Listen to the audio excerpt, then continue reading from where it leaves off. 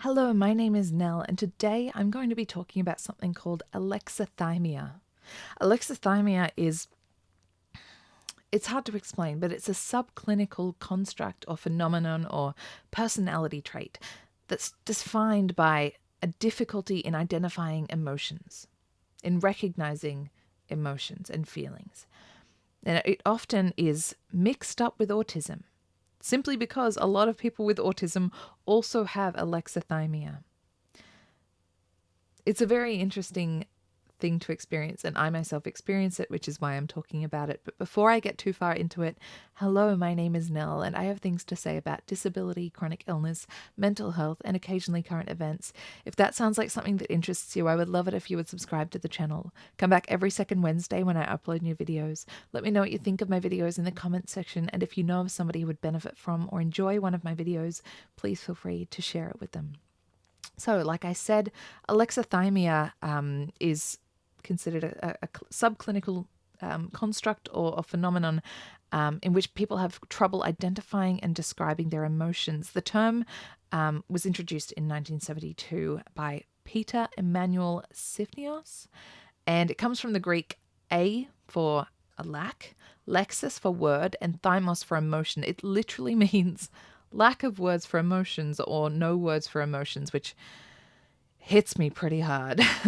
The condition isn't very well known, but it's estimated that less than 1 in 10 people have it. And it's very much more common in people with depression and people with autism. It's also linked to people who have experienced trauma, people with trauma conditions such as PTSD and complex PTSD, or who have health conditions such as chronic disease or stroke.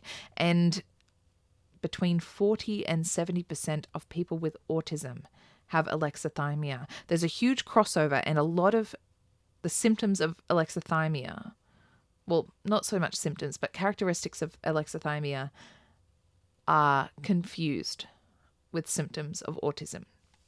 So alexithymia can be identified by difficulty identifying feelings, difficulty distinguishing between feelings and the body sensations of emotional arousal, difficulty describing feelings to other people, difficulty identifying facial expressions, difficulty identifying and remembering faces, difficulty fantasizing, and a thinking style focused on external events, often avoiding inner experiences.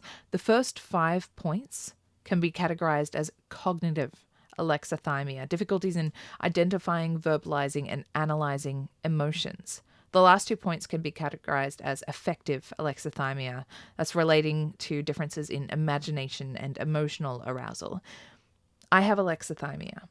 I also have autism, depression, and complex PTSD with a history of really complex social situations in my childhood that significantly affected my early experiences of processing and expressing emotions.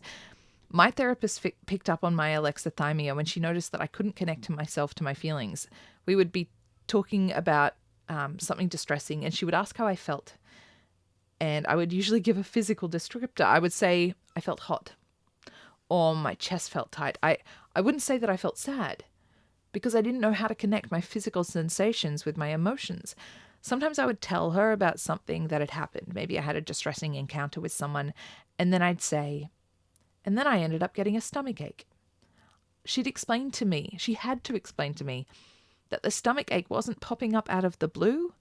That stomach ache was anxiety and apprehension. I didn't realize, I just thought that I had this really stressful thing, and then, oh wow, what a coincidence, I got a stomach ache. Even now, I will refer to my anxiety belly, the stomach I get when I feel anxious. Without fail, I will always wonder why I get a random stomach ache before realizing it's probably connected to a stressful thing that recently happened. I also have trouble describing my feelings, even when I do know they're there. I mean, I'm quite an eloquent person. If you've watched enough of my videos, you'll know I can talk.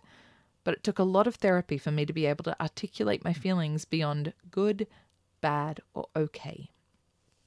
I would also often be unsure if the feelings I was feeling were correct.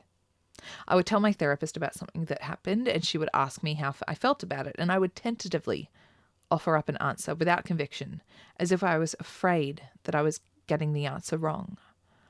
I feel angry? And she would ask me if I was sure, and I'd try something else, try to get the right answer. Frustrated? I was so unsure of and unfamiliar with my own feelings that I'm just guessing based on context clues with what I've seen someone else express of their feelings in a similar situation. Pretty sure someone on TV was angry in this situation, so I'm probably angry, I guess. I don't know. A huge part of alexithymia is interoception awareness, or a lack of it. Interoceptive signals are the internal signals our body sends us, such as hunger, thirst, pain, the urge to urinate and defecate, the feeling of a heartbeat, and emotions. Interoceptive awareness is the ability to recognize, identify, and understand these signals. Most people develop this awareness as they grow, but many of us with autism in particular have issues with interoception awareness. We often won't be able to tell when we're hungry or thirsty or even in pain. If we are, we might not be able to communicate it that well. We might get signals confused with each other. And then, like in my example earlier, we might not realize that sometimes emotions can cause physical sensations.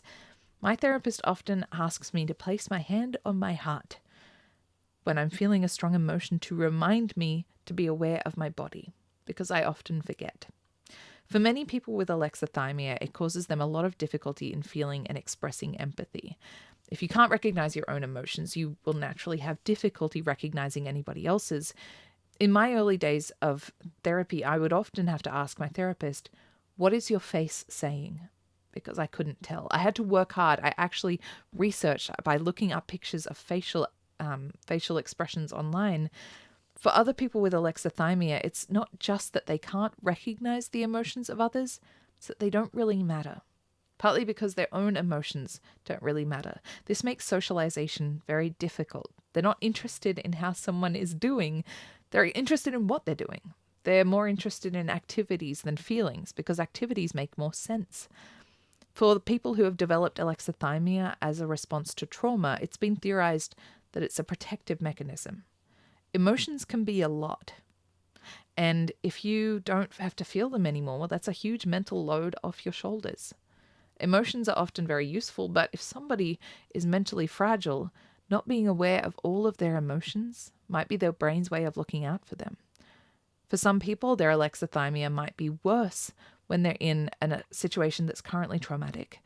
And then once they're in a safe place, they start to be overwhelmed by their emotions. It can feel like a lack of emotional regulation, but it's actually a sign of alexithymia balancing out because the protective instinct that caused it isn't triggered as much anymore. For me, therapy has helped greatly. I still take time to recognize my emotions, but I get there. My partner will ask me how I'm feeling, and I often respond by telling him that I don't know. Then I move on to describing the physical feelings. I feel hot in my neck, or tight in my chest, or fuzzy in my head, or dropped in my stomach. Then I try to translate those feelings, physical feelings, into emotion. I know that a drop in my stomach means that I'm socially anxious. I know that heat in my neck means that I'm angry. I know that fuzziness in my head means that I'm sad. My alexithymia is still there, but I'm learning how to bridge the gap in my understanding and identification. A huge thing with alexithymia is that a lot of the signs of alexithymia are assumed to be signs of autism. Things like a lack of empathy, difficulty recognizing emotions in the facial expressions of others, and difficulty recognizing emotions in the vocalizations, that is, speech and things like laughter and crying of others. But more studies have been done that show that people can have alexithymia without having autism. People can have autism without having alexithymia. And those three characteristics are actually more related to alexithymia than autism. There was a study by Jeff Bird and his research team who looked at a number of things that are generally believed to be affected by autism. Those three things: lack of empathy, difficulty recognizing emotions in facial expressions, and difficulty recognizing emotions in vocalizations. In their control groups, they took into account the people who had alexithymia. After accounting for alexithymia, they found that the people with autism but no alexithymia had no difficulties with empathy, but the people with alexithymia did. The results were the same for recognizing emotions in facial expressions. And when looking at difficulty in recognizing emotions and vocalizations, they again concluded that the difficulty was due to alexithymia, not autism. Many people with autism also have alexithymia, like I said, between 40 and 70%, but these traits have long been seen as synonymous with autism. And it's just not true. It's also a huge part of why many people don't get diagnosed with autism, because many people with autism are able to experience and express empathy, are able to recognize the emotions of others, and for some doctors, this rules out autism. But according to this research, instead of ruling out autism, it should be ruling in alexithymia and can provide new options for therapy. And as somebody who is living with autism and alexithymia, I can say that therapy is worth it. The study is available at the National Library of Medicine, and it's under the title Empathic Brain Responses in Insula are modulated by levels of alexithymia, but not autism. That really blew me away, because so often we see people who they can't be autistic because they can read faces. Well, the studies are showing that people with autism have as much ability to read faces as anyone else, but a lot of people with alexithymia can't. And alexithymia is the thing that sets it apart. But again, therapy can help. It has helped me a lot with being able to identify my own feelings and being able to identify the feelings of others. So if any of this video rings true for you, please look into getting some therapy. It can be really beneficial, and it can help you connect with others as well as yourself. That's all for this one. Thank you so much for listening and for learning with me. All right. Bless.